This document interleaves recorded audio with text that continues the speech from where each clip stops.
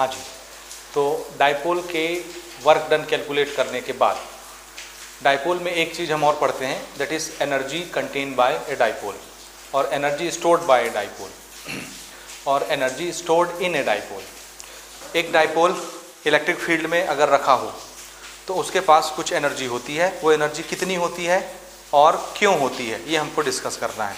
ठीक है, देखिए एनर्जी कैसे आ जाती है। तो हमने अभी बताया आपको कि जब भी एक डाइपोल इलेक्ट्रिक फील्ड में रखा जाता है उस पर टॉर्क एक्सपीरियंस होता है और वो घूमने लगता है, रोटेशनल मोशन करने लगता है, और रोटेशनल मोशन करके हमेशा वो कहाँ आने की कोशिश करता है, along the direction of electric field. क्यों? क्योंकि वहीं उसको रहना अच्छा लगता है। क्यों? इसलिए क्योंकि वही उसकी स्टेबल इक्विलिब्रियम की कंडीशन है, इसलिए बार बार उसको किसी भी डायरेक्शन में घुमा के रखिए वो वापस मुड़ के आता वहीं है, ई की डायरेक्शन में। डाइपोल मूवमेंट की डायरेक्शन ई के अलोंग होना चाहता है और बार बार वो अपने आप को along the direction of electric field align कर लेता है। ठीक है, okay.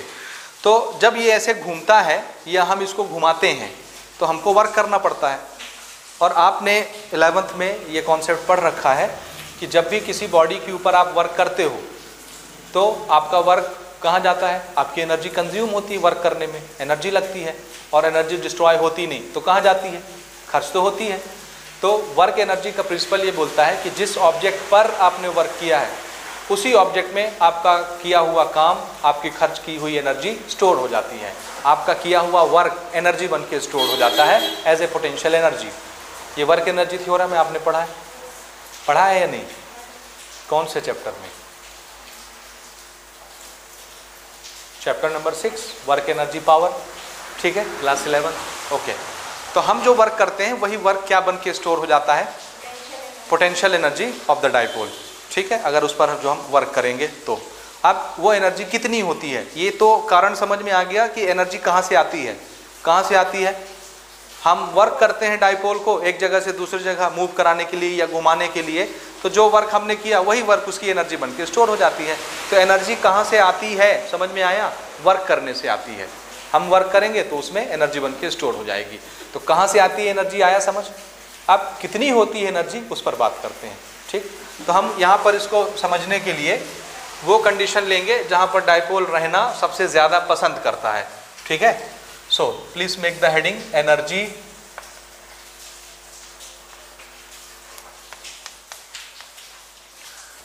stored in a dipole। Energy stored in a dipole। ठीक है, और हम इसमें वो कंडीशन लेंगे जो उसकी स्टेबल इक्विलिब्रियम की कंडीशन है। So this is suppose the direction of electric field. ठीक है,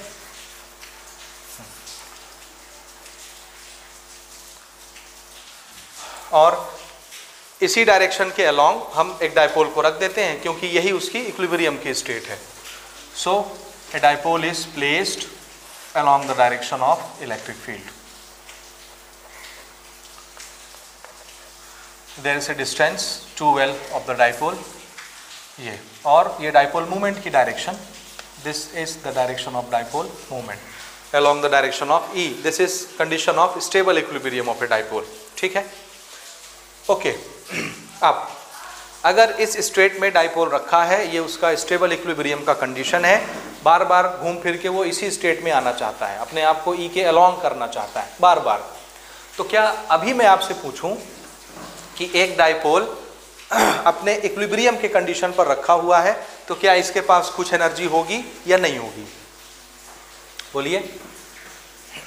अभी ये रखा हुआ है, हमने उसको भी ना घुमाया है, कुछ किया, कुछ नहीं किया है, उसको स्टेबल इक्विलिब्रियम के कंडीशन में छोड़ दिए हैं, तो इसके पास अभी कुछ एनर्जी है या नहीं है? नहीं है। देखिए मैं आपको एक एग्जांपल से समझाता हूँ, ध्यान से समझिएगा। सपोज ये एक ऑब्जेक्ट है, ये बिल्कुल नीचे रखा हुआ था ज़मीन में। ठीक, मैं इसको उठा के अपने हाथ में ऐसे रख लेता हूँ, और जब मैं रख लिया तब आप लोग कमरे के अंदर आए, और जब आप अंदर आओगे तो आपको क्या दिखेगा? ये ज़मीन पे रखा हुआ मुझे उठाते हुए देखे, या ये यहाँ रखा हुआ आपने देखा? रखा हुआ आपने देखा। अब मैं आपसे पूछता हूँ, बोलो इसके पास एनर्जी है कि नहीं? बोलिए, इसके पास एनर्जी है या नहीं है? आप कहोगे नहीं मालूम। अच्छा, आप उस समय आते जब मैं इसको ज़मीन से उठा रहा था, फोर्स लगा रहा था, डिस्प्लेसमेंट करवा रहा था, और ये रख दिया मैंने। तो मैंने क्या किया, फोर्स लगा के उठाया, और ये डिस्प्लेसमेंट कर रहा हूँ कि नहीं, इसको चला रहा हूँ, और उठा के रख दिया। मैंने क्या किया, वर्क, फोर्स इनटू डिस्प्लेसमेंट। क्या हुआ, बोलो ना, अरे बोलो ना, तू काहे नाराज है? क्या किया मैंने, ये ज़मीन में रखा हुआ था ऐसे, ये मैंने पकड़ा, ग्रेविटी का फोर्स इसको नीचे खींचता है, उसके अगेंस्ट मैंने फोर्स लगाया ऊपर की तरफ, और ऊपर की तरफ ही डिस्प्लेसमेंट है, और फोर्स इनटू डिस्प्लेसमेंट क्या हुआ, वर्क। ये मैंने क्या किया, वर्क किया। ये तो आपने मुझे करते देखा तो आपने बोला आपने वर्क किया। मैंने जो वर्क किया वो कहाँ गई, इसकी पोटेंशियल एनर्जी बन के स्टोर हो गई ना। अच्छा, अब आपने उठाते हुए नहीं देखा, आप इसको रखने के बाद अंदर आए। अब मैं आपसे पूछता हूँ, देखो जी बताओ, इसके पास कुछ एनर्जी है कि नहीं? तो आप क्या बोलोगे, है कि नहीं है? जब उठाते देखोगे तभी बोलोगे है, कि नहीं देखोगे उसके बाद भी बोल सकते हो कि है। क्यों? क्योंकि ये कहाँ होना चाहिए, नीचे, और अभी कहाँ दिख रहा है, और इसके पास ये हाइट है। तो जरूर किसी ने तो वर्क करके यहाँ रखा होगा ना। इसके पंख तो नहीं है कि उड़ के आ जाएंगे, पंख भी होते तो भी हम बोलते उड़ के आया है, वर्क किया है ना। तो ये यहाँ है, जबकि इसको यहाँ नहीं होना चाहिए था।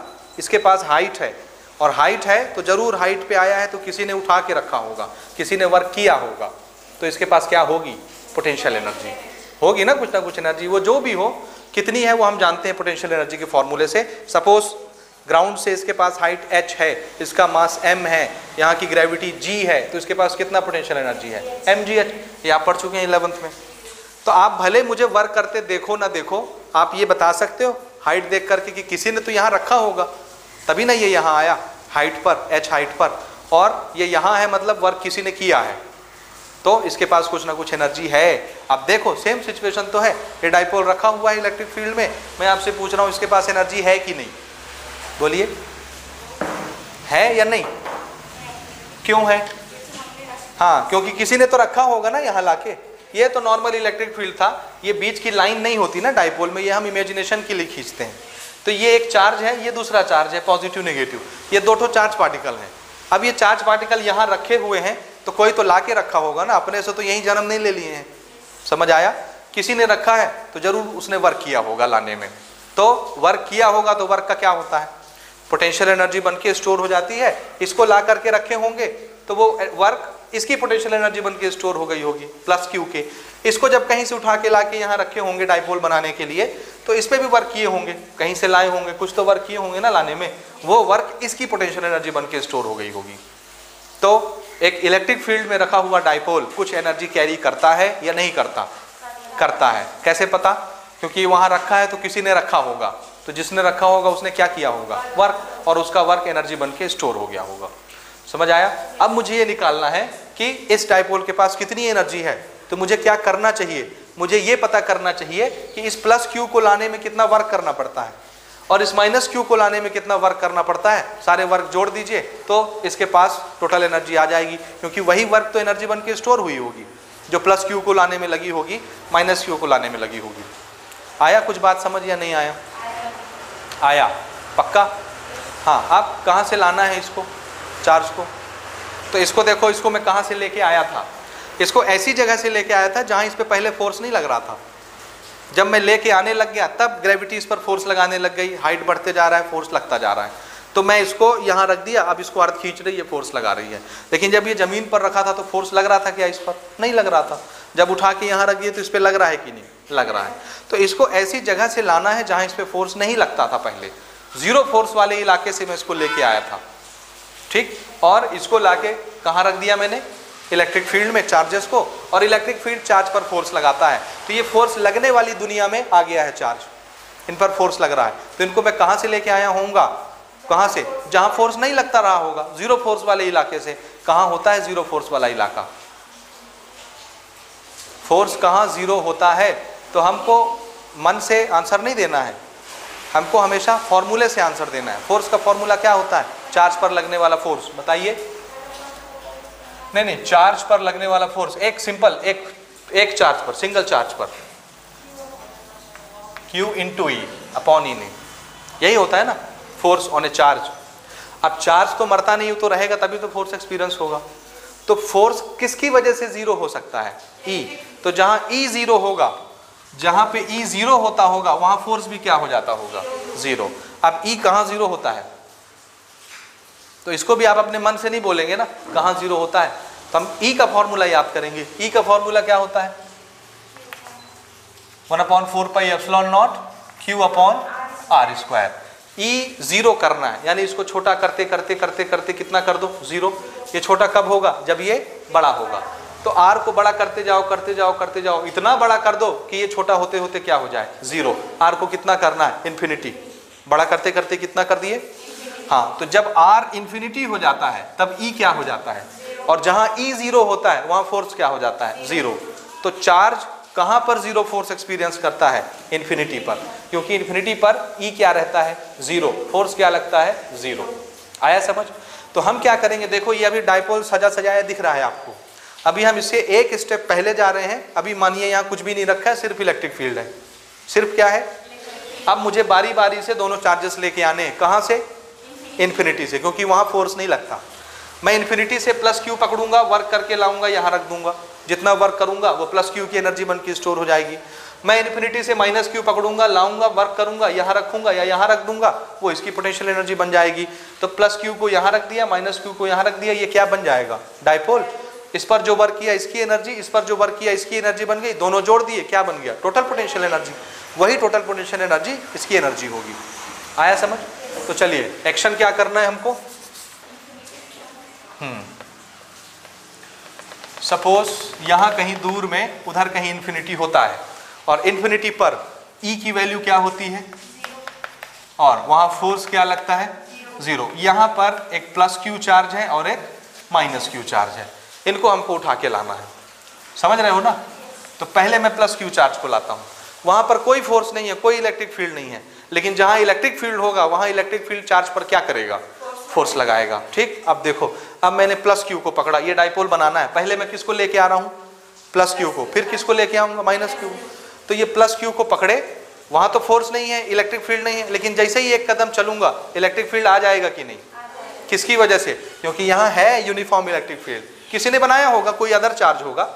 समझ रहे हो ना? ये नहीं बोलना कि इसने बनाया ना, कोई और चार्ज होगा जो इलेक्ट्रिक फील्ड बनाता है। हम क्या डिस्कस कर रहे थे कि किसी और के बनाए हुए इलेक्ट्रिक फील्ड में हम डाइपोल को रखते हैं तो क्या होता है, ये डिस्कस कर रहे थे हम ना।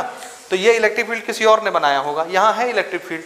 अब जैसे ही मैं इन्फिनिटी से एक प्लस चार्ज को लाता हूँ, एंटर करता हूँ, क्या मिल गया? Electric field. वो इलेक्ट्रिक फील्ड क्या करने लगेगा? फोर्स लगाने लगेगा। प्लस क्यू पर किधर फोर्स लगाता है electric field? Along the direction of electric field. अब ध्यान से समझिए, अब ये प्लस क्यू मैं लेके आ रहा हूं, जैसे ही प्लस क्यू लेके आऊंगा ऐसे, इस पर फोर्स किधर एक्सपीरियंस होने लगेगा? ये है ना E की डायरेक्शन। तो प्लस क्यू चार्ज पर किधर फोर्स एक्सपीरियंस होता है? हाँ जी, ये ऐसे समझिए, ये दिख रहा है डायरेक्शन ऑफ फोर्स। E पर उधर फोर्स लगेगा क्योंकि E की डायरेक्शन ये है। सो प्लस क्यू पर किधर फोर्स लग रहा है? पीछे। लेकिन मुझे कहाँ लेके जाना है? यहाँ। अब आप मुझे बता सकते हैं कि अगर ये टेस्ट चार्ज प्लस क्यू है तो इस पर कितना फोर्स लगाता होगा ये इलेक्ट्रिक फील्ड E? कितना लगता है? ये क्यू चार्ज है और यहाँ की इंटेंसिटी E है, क्योंकि ये यूनिफॉर्म इलेक्ट्रिक फील्ड है, तो इस पर कितना फोर्स लगता होगा? हाँ, this is a test charge और this is the intensity E। तो ये कितना फोर्स एक्सपीरियंस करेगा? Q into E, 1/4πε0 Q। वो तो सोर्स चार्ज की वजह से लगता है। क्या कोई सोर्स चार्ज दिख रहा है आपको? ये तो मैं टेस्ट चार्ज लेके आ रहा हूँ ना, इसको तो मैं लेके आ रहा हूँ अभी यहाँ रखने के लिए, तब ना ये बनेगा। आ रहा है सिचुएशन समझ कि नहीं आ रहा? हाँ जी, फिर से बोलिए। ये प्लस क्यू चार्ज में लाया, जैसे ही इलेक्ट्रिक फील्ड में एंट्री हुई मेरी, इलेक्ट्रिक फील्ड इस प्लस क्यू चार्ज पर फोर्स लगा रहा है, इस तरफ, इस डायरेक्शन में। कितना फोर्स लग रहा है? Q into E in the direction of electric field. लेकिन मुझे किधर लेके जाना है? अब ये वाला इलेक्ट्रिक फील्ड इसको QE फोर्स से इधर ढकेलता है, पीछे जाओ इस चार्ज को, और मुझे उधर लेके जाना है, तो मुझे कितना फोर्स लगाना पड़ेगा? बोलिए कितना लगाना पड़ेगा? कितना लगाना पड़ेगा? उधर से कितना लगा? QE। तो इधर आने के लिए भी कितना लगाना पड़ेगा? QE। मैग्नीट्यूड सेम होता है। ठीक, अच्छा, ये वाला फोर्स प्लस QE है, तो मुझे अगर इधर जाना है तो मैं कैसे वर्क करूं? कितना फोर्स लगाऊंगा मैं भी? QE। पहली चीज ये, कितना फोर्स लगाऊंगा? QE। लेकिन अब देखिएगा ना, ये इधर डिस्प्लेसमेंट किया मैं फोर्स, मैं किधर फोर्स लगा रहा हूं, मैं किधर फोर्स लगा रहा हूं, इधर, और मैं डिस्प्लेसमेंट भी किधर कर रहा हूं, इसी तरफ, इसी तरफ, समझ रहे हैं।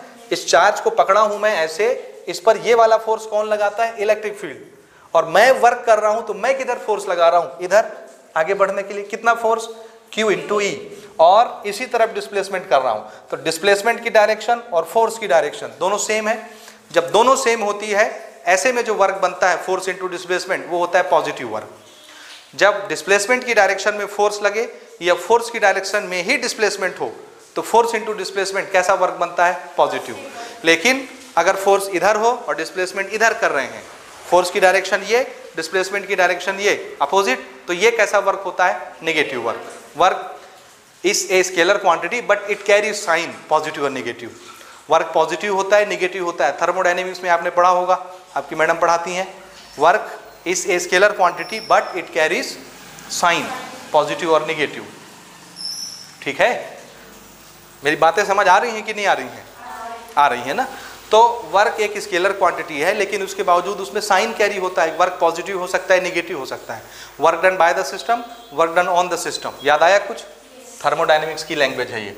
ओके, इस पर हम आते हैं। अभी हमने क्या किया, एक टेस्ट चार्ज प्लस क्यू को पकड़ा, इस पर इधर की डायरेक्शन में, इलेक्ट्रिक फील्ड की डायरेक्शन में एक फोर्स लग रहा है QE, और मुझे वहां लेके जाना है। तो मैं इस QE के अगेंस्ट फोर्स लगाता हूं, इस तरफ QE, और डिस्प्लेसमेंट भी उसी तरफ। तो मैं कैसा वर्क कर रहा हूं, पॉजिटिव वर्क। और यहाँ ला करके मैंने यहाँ रख दिया, मैंने कुछ वर्क किया यहाँ तक लाने में, ये प्लस Q यहाँ आ गया, दिख रहा है प्लस Q, ये आ गया।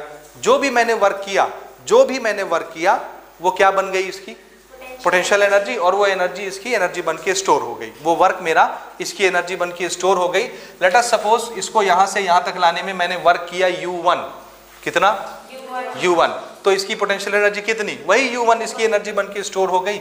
और मैंने कैसा वर्क किया, positive. So this is positive U1। ये समझ आया, ये किसका वर्क है, प्लस Q का।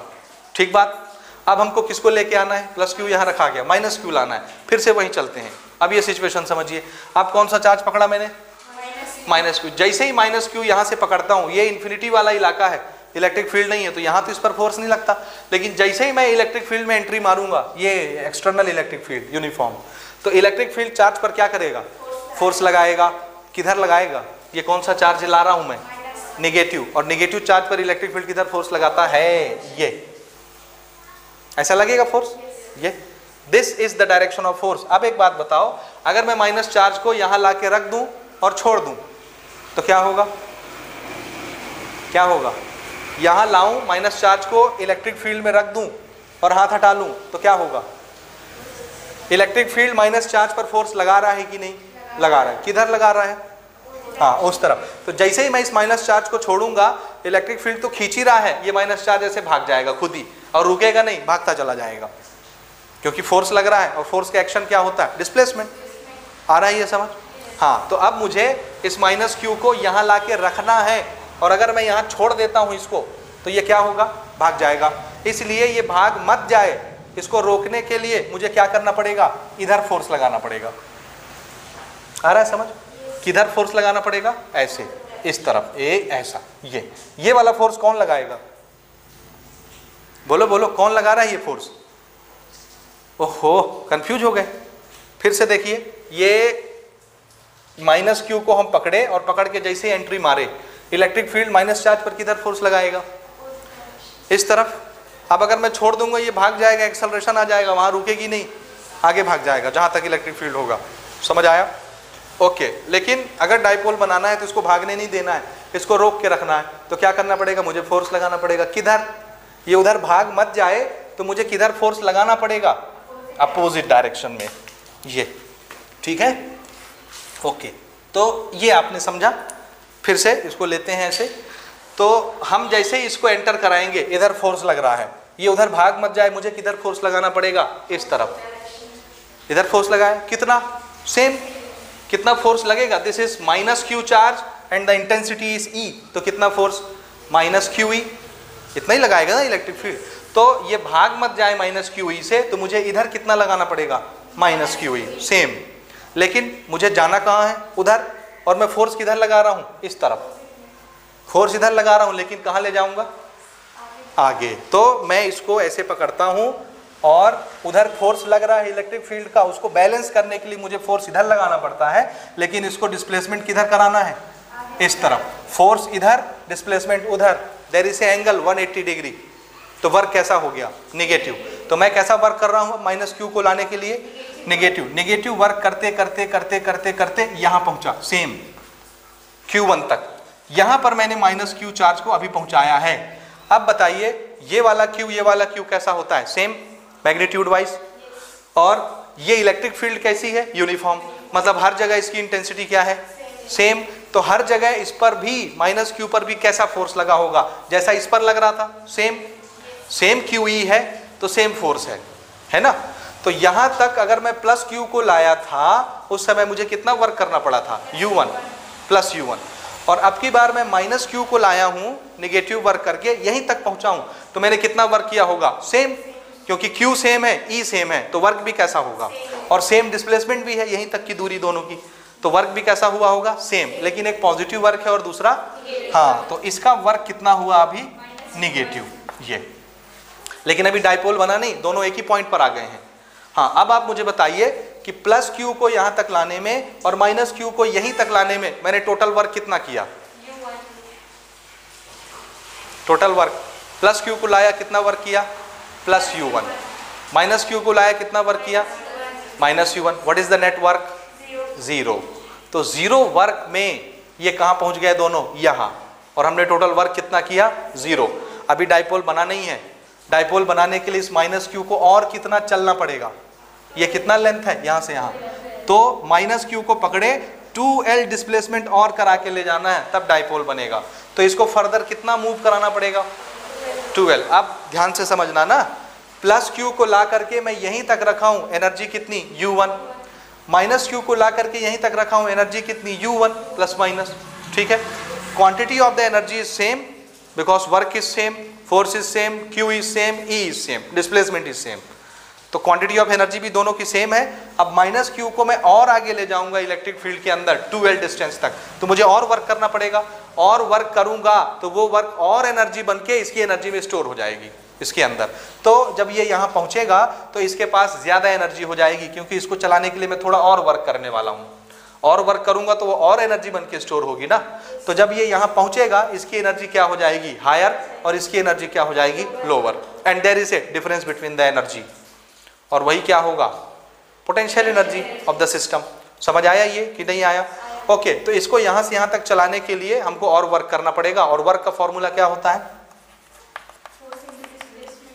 Force into displacement. और ये कैसा मूवमेंट है, लीनियर दिख रहा है, इसलिए linear force, linear displacement. Force कितना लग रहा है जी इस पर बताओ, माइनस क्यू को ले जा रहा हूं मैं, कितना लगेगा, माइनस क्यू ही, क्योंकि इलेक्ट्रिक फील्ड के अंदर माइनस क्यू पर यही फोर्स है। डिस्प्लेसमेंट कितना कराना है हमको, 2L। This is the amount of work done. यहां से यहां तक मैं इनके क्लियर कट नाम रख देता हूं। इस पॉइंट को बोलना है पोजीशन M और इस पोजीशन को बोलना है पोजीशन N। तो हम पहले क्या करेंगे, प्लस क्यू को कहां तक लाएंगे, N तक, वर्क कितना करेंगे, U1। माइनस क्यू को कहां तक लाएंगे, N तक, वर्क कितना करेंगे, माइनस U1। हो गया। डाइपोल बनाने के लिए माइनस क्यू को और कितना चलाना है, N to M, यानी 2L डिस्टेंस। और ये यहाँ पहुँच गया, इसकी जो भी एनर्जी आई होगी वो यहाँ स्टोर हो जाएगी। ये समझ में आया? और यही क्या बन जाएगी, potential energy of the system. जो भी वर्क टोटल हम कर रहे हैं वही स्टोर हो जाएगी। तो इसको जितना हमने अभी एक्सप्लेन किया इसको लिख लेते हैं और फिर इसमें आगे बढ़ते हैं। ठीक है जी, तो ये आप नोट करें। तो अभी तक जो हमने एक्सप्लेन किया वो यहाँ पे नोट कर दिया। ठीक है, हम क्या कर रहे हैं, माइनस क्यू को फर्दर N से M यानी 2L डिस्टेंस तक और ले जा रहे हैं।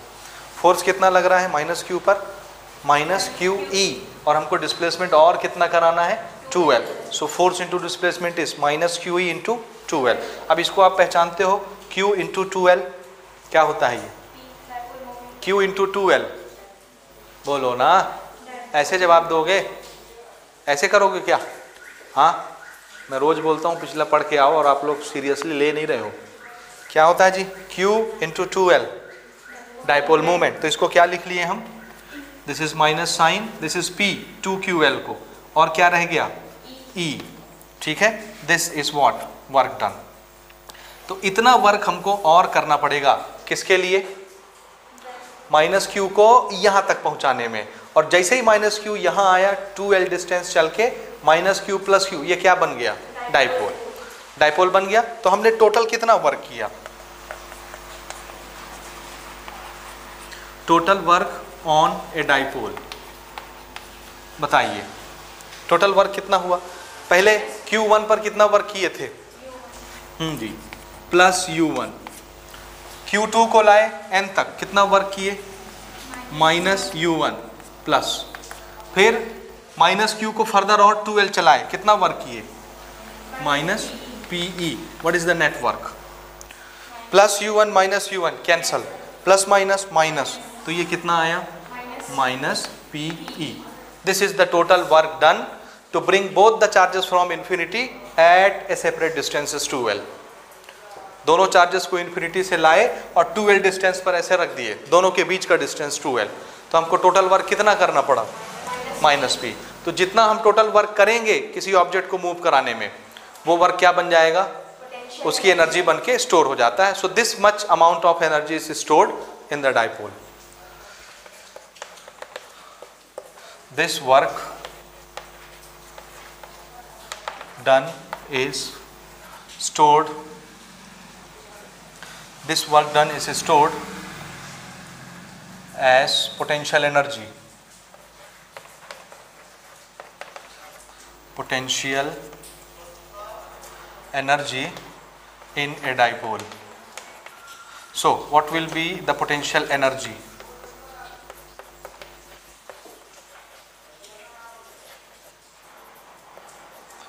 Potential energy of a dipole kept in a uniform electric field. Potential energy को U से रिप्रेजेंट करते हैं, किससे? U से। So U is equal to minus PE। This is potential energy, ठीक है। एंड एनर्जी इसे स्केलर क्वांटिटी, क्यों? क्योंकि किससे बनती है? वर्क से, और वर्क कैसी क्वांटिटी होती है? स्केलर। देखिए dipole movement is which type of quantity? Vector और स्केलर? हाँ, ये अच्छी बात नहीं है, यही तो पसंद नहीं है मुझे। कैसी क्वांटिटी है ये? वेक्टर। इलेक्ट्रिक फील्ड इंटेंसिटी, दो वेक्टर क्वांटिटी का मल्टीप्लिकेशन कैसा आ रहा है? Scalar quantity. तो ये कैसा प्रोडक्ट होगा? Dot product. तो ये कैसा प्रोडक्ट होता है? Dot product. तो आप इसको ऐसे भी लिख सकते हो, डॉट। ये इसका कौन सा रिप्रेजेंटेशन हो गया? वेक्टर, ठीक है ना। ये दो वेक्टर क्वांटिटी का डॉट प्रोडक्ट है और ये स्केलर क्वांटिटी है, तो इसको ऐसे लिखते हैं ना, क्योंकि ये तो वेक्टर है ना, समझे? This is scalar quantity, so this is dot product, ठीक है। और डॉट प्रोडक्ट का मैग्नीट्यूड क्या होता है? मैग्नीट्यूड, ये अगर वेक्टर फॉर्म है तो इसका मैग्नीट्यूड क्या होता है? क्रॉस प्रोडक्ट में मैग्नीट्यूड क्या आया था टॉर्क में? PE sine theta cross product में। तो डॉट में क्या आता है? Cos theta minus PE cos theta, ठीक है। चलो उस पर हम अभी आते हैं। तो ये आपने समझा कि डाइपोल के पास कितनी एनर्जी होती है। जब डाइपोल कहाँ रखा हो? अपने इक्विलिब्रियम के पोजीशन पर रखा हो, और यहाँ रहना उसको सबसे ज़्यादा पसंद है, बार बार घूम के वो यहीं आता है ना। और फिजिक्स का एक बड़ा पुराना प्रिंसिपल है जो आपको हमेशा याद रखना है, हर जगह लगता है, हर जगह फिट हो जाता है, और वो ये है कि दुनिया की हर चीज़ अपनी मिनिमम एनर्जी की कंडीशन में रहना चाहती है। और डाइपोल को हम किसी भी कंडीशन में घुमा फिरा के छोड़ते हैं, ये बार बार ऐसे ही आ जाता है E के अलोंग। तो हो सकता है यही उसकी मिनिमम एनर्जी की कंडीशन हो, यहीं उसको एनर्जी कम लगती हो, इसलिए तो बार बार वो यहाँ आ जाता है। समझे कि नहीं समझे? समझे? अच्छा, अब हम डाइपोल को अगर अलग अलग रोटेशन करें इलेक्ट्रिक फील्ड के अंदर, तो उसमें टॉर्क लगता है, हमको वर्क करना पड़ता है। जितना वर्क हम डाइपोल को घुमाने में करते जाएंगे, वो वर्क उसकी क्या बन के स्टोर होती जाएगी? हाँ जी, पोटेंशियल एनर्जी। तो यहाँ पर जब डाइपोल ऐसे रखा है अलोंग द E, उसके पास कितनी एनर्जी होती है उस समय? याद रखिएगा, डाइपोल की एनर्जी निगेटिव एनर्जी होती है उसके इक्विलिब्रियम कंडीशन पर। कैसी होती है डाइपोल की एनर्जी? नेगेटिव। और अगर मैं घुमाऊंगा, इसको रोटेट करूंगा, तो मुझे वर्क करना पड़ेगा, और अगर मैंने वर्क किया तो वो वर्क क्या हो जाएगा? ऐड हो जाएगा एनर्जी बन के। पहले से इसके पास कितनी एनर्जी है? माइनस PE, और मैं इसको घुमा दिया, मैंने वर्क किया, घुमाने में वर्क किया ना, जो वर्क मैंने किया, जितना वर्क मैंने किया वो और ऐड हो जाएगा। ये तो है इसके पास, इसमें और ऐड हो जाएगा वर्क, और यहाँ पर कितनी एनर्जी बनेगी उसकी, कुछ होगी, क्योंकि इतना था पहले, घुमाने में मैंने कुछ वर्क कर दिया, जितना किया वो और ऐड हो गया, एक्स्ट्रा हो गई पोटेंशियल एनर्जी इसके, और मैंने घुमा दिया ऐसे, तो मैंने और वर्क किया घुमाने में, तो जितना वर्क मैं और करूंगा वो और इसमें ऐड हो जाएगा एनर्जी बन के। तो कितना घुमाने से कितनी कितनी एनर्जी ऐड होती है, कितनी एनर्जी बनती है, थोड़ा सा ये देख लें, कितना घुमाने से कितना एनर्जी इसमें स्टोर होता है। इसको मिटाऊं मैं, नोट कर लिया आपने। Energy of a dipole during rotation, घुमाने से अलग अलग लोकेशन पर डाइपोल के पास कितनी कितनी एनर्जी होती है। मैं अलग अलग सिचुएशन ड्रॉ करता हूँ ना, देखना। पहला situation, this is the direction of E और this is the direction of P, समझ रहे हो ना, ये -Q और ये +Q, ठीक। ये पहला डायरेक्शन हो गया ना, अलोंग द E, याद है, P अलोंग द E।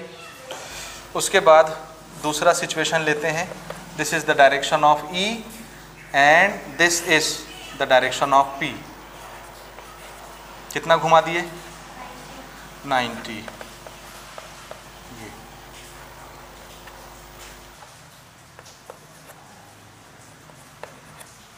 तीसरा situation, this is E and this is direction of P, this is plus and this is -Q। कितना एंगल यहाँ पे, 180। This is opposite to the E, P is opposite to the E, ठीक है। This is P along the E, P opposite to the E, P normal to the E। याद आया, torque में हमने बनाया था नोमेनक्लेचर। और एक 270 का ले लेते हैं, 30 का तो आप लोग समझ ही जाओगे। इसको हमने ऐसे घुमा दिया, this is the direction of dipole movement, this is +Q, this is -Q and the angle is 270। समझ रहे हो कैसे कैसे घुमाए। यहाँ पर angle 0 degree, P along E, P normal to E, P opposite to E और P 270 डिग्री टू E, ठीक है, हो गया। हाँ जी, इनके पास थोड़ी सी इनिशियल पोटेंशियल एनर्जी, इक्विलिब्रियम के कंडीशन से हम स्टार्ट कर रहे हैं, स्टेबल इक्विलिब्रियम। उस समय इनिशियल पोटेंशियल एनर्जी कितनी होती है। इस समय डाइपोल तो हर समय यहीं रहना पसंद करता है ना, यहीं रहा होगा, घूम के ऐसे हो गया होगा, यहीं रहा होगा, घूम के ऐसे हो गया होगा, यहीं रहा होगा, घूम के ऐसे हो गया होगा। तो इनिशियल पोटेंशियल एनर्जी कितनी है, कितनी, -P, दिस इज -PE, ठीक है।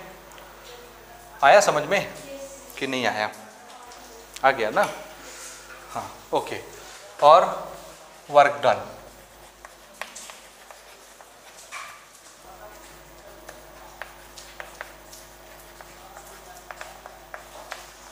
To rotate a dipole and net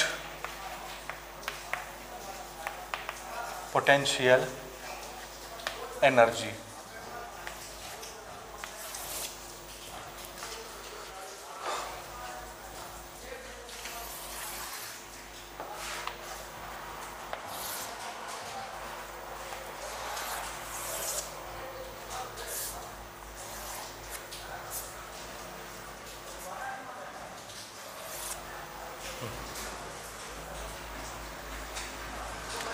ठीक है,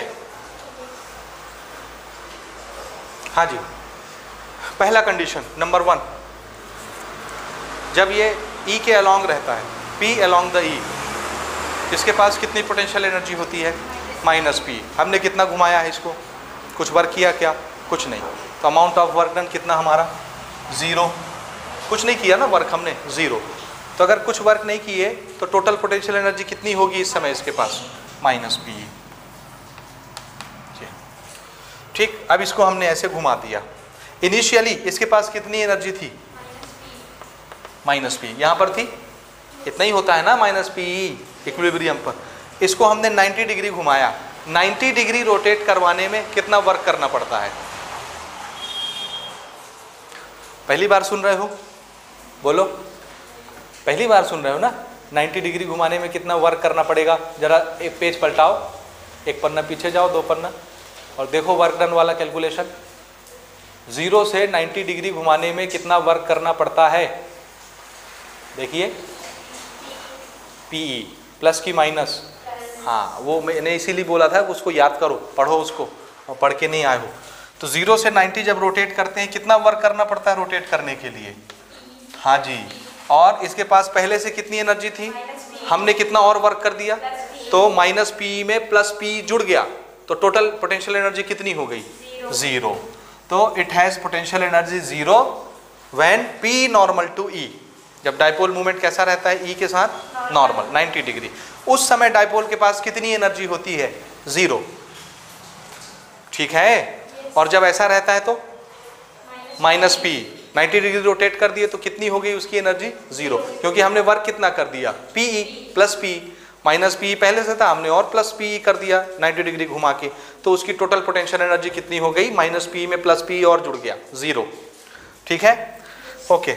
180 जब घुमाएंगे तो क्या होगा? इनिशियल एनर्जी उसके पास माइनस PE थी ये वाले लेवल पे इक्विलिब्रियम में, और जब इसको आप 180 रोटेट करते हो कितना वर्क करते हो? 180 रोटेट करते हैं तो कितना वर्क होता है? 0 वर्क होता है, वो टॉर्क होता है 0। वर्क डन देखिए, गजब कर दी हो तुम लोग। Work done 0 to 180 degree, 0 to 180 degree, गजब की हो। बोलिए बोलिए कितना? 180 डिग्री घुमाने में कितना वर्क? 2P।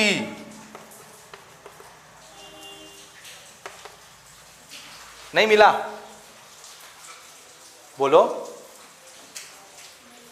हाँ लिखना भूल गए थे, और आप लोग भी भूल गए थे क्या? कितना वर्क है देखिए 0 to 180 डिग्री। देखिए मैंने बताया था, याद कीजिए, 0 से 90 घुमाया, P 90 से और 90 घुमा दिया, एक P और, तो टोटल कितना हो जाता है? 2P। और 270 घुमाते हैं तो हाँ, क्योंकि इलेक्ट्रिक फील्ड खुद वर्क कर लेता है, हम नहीं करते, तो 2P से 3P नहीं होता, 1P हो जाता है। समझ आया? तो 180 पर कितना वर्क होता है? 2P। इसके पास पहले से कितनी एनर्जी थी? माइनस P, 2P हमने और कर दिया, तो टोटल एनर्जी कितनी हो गई? Plus PE। ठीक है, 270 का लेते हैं। इनिशियल एनर्जीज माइनस PE जब ये इक्विलिब्रियम पर है, और इसको 270 घुमाए, 270 डिग्री रोटेट करने में कितना वर्क करना पड़ता है? Plus P। ऐसे नहीं चलेगा जी, कैसे कर रहे हो, कैसे कर रहे हो, कैसे कर रहे हो? क्या हो गया है? हैं? क्या हो गया है? ऐसे नहीं करना है ना। माइनस P इलेक्ट्रिक फील्ड करता है, तो टोटल कितना बचता है उसके पास? 1P plus P। समझ आया? नहीं आया? ठीक है, तो कितनी एनर्जी हो गई उसके पास?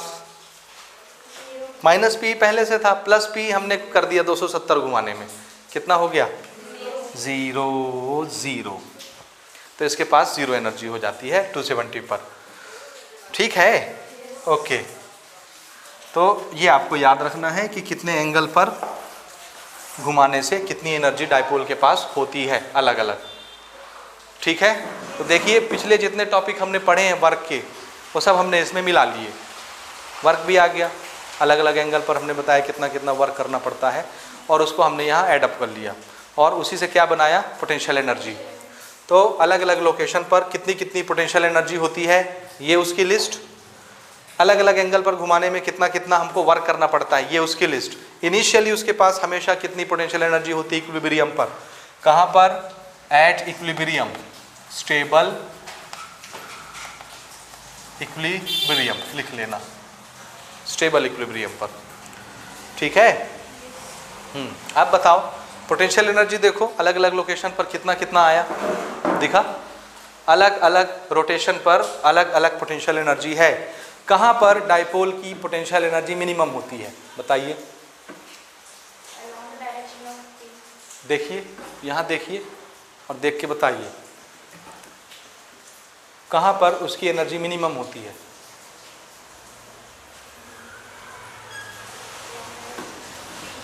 वहाँ देखने से नहीं पता चलेगा, एनर्जी ये है, यहाँ देखिए, और डायरेक्शन वहाँ देखिए, यहाँ देखिए कौन सा मिनिमम है, और वहाँ देख के बताइए कौन से रोटेशन के लिए है। Minus P. Minus P minimum है कि ज़ीरो मिनिमम है? कौन सा मिनिमम होना चाहिए? Minus P E. और इसी में फिर बच्चों को कन्फ्यूज़न होती है, ठीक है। दिखता है ज़ीरो लिखा है, तो ज़ीरो एनर्जी मिनिमम होनी चाहिए सबसे कम, लेकिन ज़ीरो बड़ा कि माइनस पी बड़ा? हाँ, ज़ीरो बड़ा, माइनस पी छोटा, तो माइनस पी छोटी एनर्जी हो गई।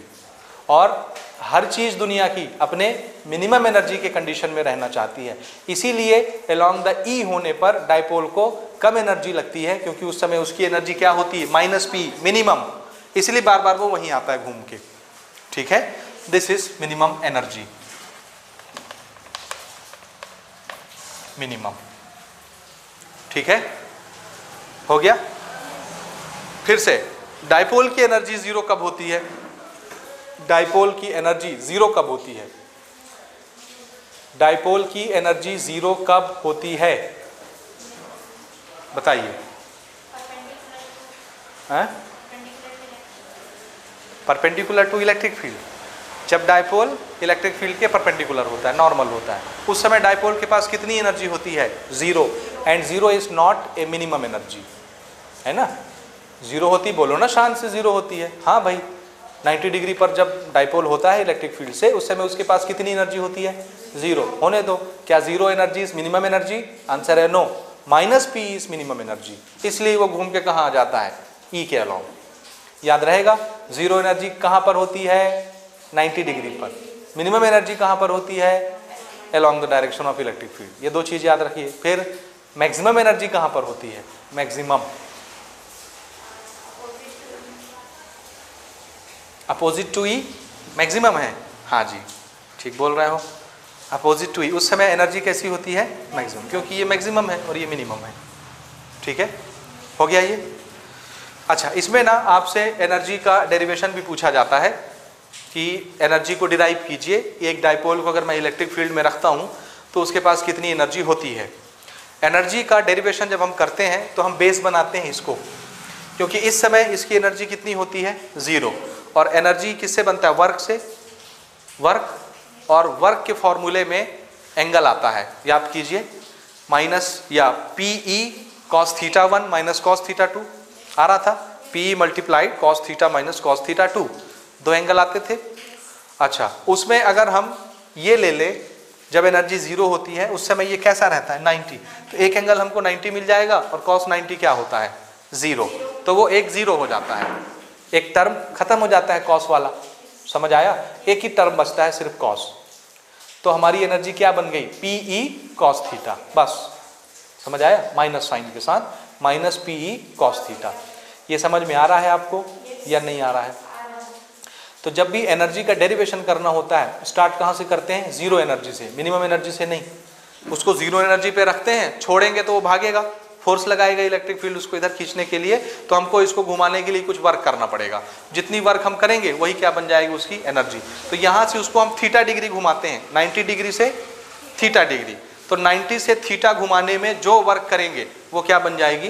पोटेंशियल एनर्जी, और वही एनर्जी का डेरिवेशन होता है। तो 2-3 स्टेप में मैं आपको वो बताता हूँ, आप उसको फौरन से नोट कर लीजिए, ठीक है। तो एग्जाम के पॉइंट ऑफ व्यू से वो आप बना सकते। एनर्जी का छोटा सा डेरिवेशन हो गया हमारा। मैंने आपको बताया कि जब भी एनर्जी को आप डिराइव करोगे, कौन से पोजीशन को लोगे?